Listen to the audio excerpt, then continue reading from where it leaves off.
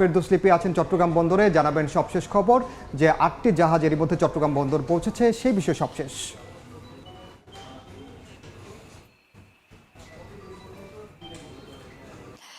বাংলাদেশ জলসীমায় প্রবেশ করা জাহাজগুলো বর্তমানে মহেশখালী এবং কুতুবদিয়া সমুদ্র অংশে রয়েছে বলে আমাদেরকে জানিয়েছে বন্দরের যিনি সচিব সৈয়দ কেফায়েত হামিম, এবং তিনি বলছেন যে এই জাহাজগুলোর মধ্যে রয়েছে বেশিরভাগই এলএনজি এবং এলপিজি, এবং এই জাহাজগুলোর যে 5টি জাহাজ এলএনজি এনেছে সেগুলো মূলত প্রায় 3,09,110 টনের মতো রয়েছে। আর ওমান থেকে 2টি জাহাজ আনা হয়েছে, সেখানে রয়েছে এলপিজি এবং সেটা পরিমাণ প্রায় 41,888 টন।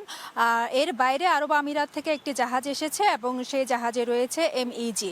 এবং আপনারা জানেন যে এই জ্বালানি ছাড়াও আরও 4টি জাহাজ কিন্তু যুদ্ধ শুরু হওয়ার আগেই হরমুজ প্রণালী অতিক্রম করেছে, এবং সেই জাহাজগুলোতে রয়েছে সিমেন্ট শিল্পের যে কাঁচামাল ক্লিংকার, এবং বলা হচ্ছে যে এই জাহাজগুলো মোটামুটি বাংলাদেশ জলসীমানায় এসেছে। এবং আপনারা জানেন যে হরমুজ প্রণালী ব্যবহার করে বাংলাদেশ মূলত ইরাক, ইরান, কাতার, কুয়েত, বাহরাইন ও সৌদি আরবের সঙ্গে পণ্য আনা নেওয়া করে। ফলে জ্বালানি যে সংকটের সম্ভাবনা কিংবা শঙ্কা তৈরি হয়েছে সাধারণ মানুষের মধ্যে, সরকার যেটি আসলে বলে আসছিল যে জ্বালানি তেলের কোনো ধরনের সংকট কিন্তু তৈরি হবে না, সেটাই আসলে এই যে জ্বালানিবাহী জাহাজগুলো বাংলাদেশ জলসীমানায় প্রবেশ করেছে, ফলে সেটাই বলা হচ্ছে। এবং এই জাহাজগুলো থেকে আসলে মূলত মহেশখালী এবং কুতুবদিয়ায় কিন্তু লোড আনলোডিং হয়। তো এই ছিল আমার কাছে চট্টগ্রাম বন্দর থেকে এখনো পর্যন্ত সর্বশেষ খবর।